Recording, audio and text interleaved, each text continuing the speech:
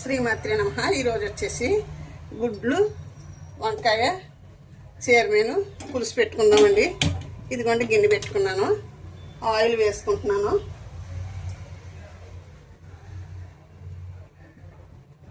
Oil వేసాను కదండి, ఇది వీటెక్కల పెనము. చూడండి, దానికి కావాల్సినవి ఉల్లిపాయ ముక్కలు. ఇది చీరమేనండి, రెయ్యలు ఇలా వస్తాయి, చేసుకునే అవసరం లేదు. ఇలా కొనుక్కుని చిన్న చిన్నగా వస్తాయండి. ఇవి శుభ్రంగా 2 సార్లు కడిగేసుకుంటే సరిపోతుందండి. ఇగోండి వడియాలు, ఉప్పు, కారం, పసుపు, పచ్చిమిర్చిని. గుడ్లు పులుసులో కూడా మెంతులు వేసుకుంటే చాలా మంచిదండి. మెంతులు కూడా వాడితే మంచిది కదా. ఇగో మెంతులు కూడా వేస్తున్నాను. ఇదిగో చూడండి, ఆయిల్ బాగా వీటెక్కింది. ఇగో 4 గుడ్లు ఉడకబెట్టుకున్నానండి, బాయిల్ చేసుకున్న గుడ్లు వేసేస్తున్నాను. ఇవి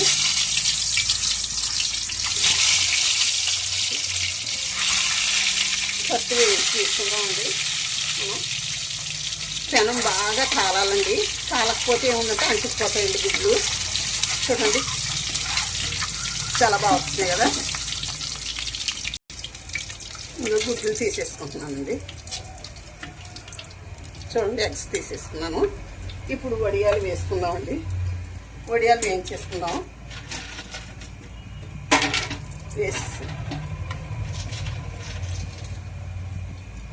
ఈ వడియాలు వేగిపోతే మనకి కొంచెం మాడి చేసుకోకూడదండి, కొంచెం దోరగా వేగించుకుంటే సరిపోద్ది.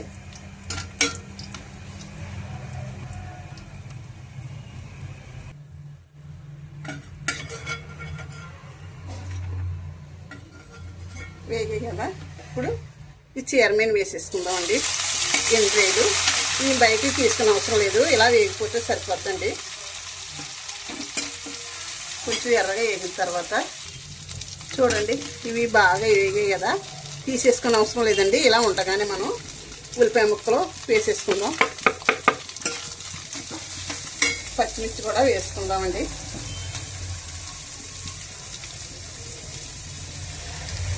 ఇది బ్రౌన్ కలర్ వచ్చేదాకా వేయించుకుందాం, బాగా వేగించుకుందాం.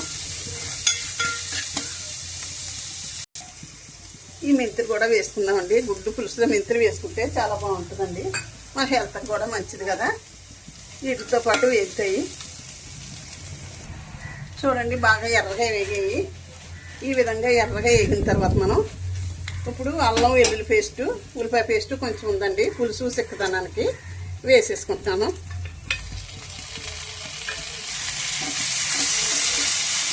దీంట్లోనే ముందు ఉప్పు వేసుకుంటే మనకి వాటర్ ఉప్పు వేసేస్తున్నాను. వంకాయ ముక్కలు కూడా వేసేస్తానండి. ఒక వంకాయ అయితే కట్ చేసుకున్నాను.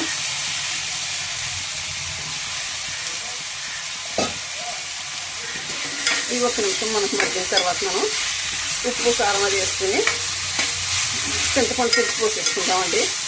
వడియాలు వేసేసుకుందాం. చూడండి, ఆయిల్ బయటకు వచ్చేలాగా వేగాయి కదా మసాలా కట్టాలి. ఇప్పుడు కారం ఉప్పు వేసేసుకుందాం, కారం పసుపు వేసేసుకుందామండి. వేసేసాను. వడియాలు కూడా వేసేసుకుందాము. ఇదిగోండి, చింతపండు రసం తీసి పెట్టుకున్నాను, వేసేస్తున్నాను.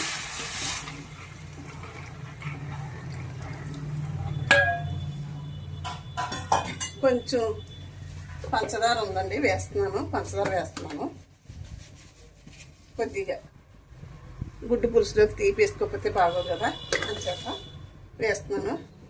మూత పెడతానండి. గుడ్లు కూడా వేసేసుకుందామండి, మర్చిపోయాను. సారీ, ఇక గుడ్లు కూడా వేసేస్తున్నాను. మూత పెట్టేస్తున్నాను.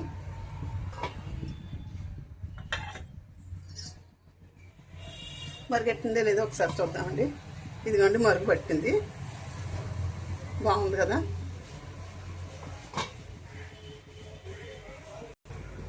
ఒకసారి చూద్దామండి పులుసు. అబ్బా, ఎంత బాగా మరుగుతుందో చూడండి, దగ్గరగా కూడా వచ్చేసింది. గుడ్డు పులుసు ఎలాగంటే మనకి దగ్గరగా చిక్కగా ఉంటేనే బాగుంటుందండి. పలసగా ఉంటే ఎక్కువ అవుతుందని అనుకుంటాం, కానీ చిక్కగా ఉన్న పులుసు తక్కువ వేసుకున్నా ఎక్కువ అన్నంలో కలుస్తుందండి. చాలా బాగుంటుంది. ఈ విధంగా మీరు కూడా ట్రై చేసి చూడండి. గుడ్డు పులుసు చాలా బాగుంటుందండి. ఇలా చీరమీన కూడా వస్తే కొనుక్కోండి, మనకి చాలా మంచిదండి కళ్ళకి గట్టని. చూడండి, కట్టేస్తున్నానండి. ఉంటానండి. శ్రీమాత్రే నమః, శ్రీమాత్రే నమః, శ్రీమాత్రే నమః.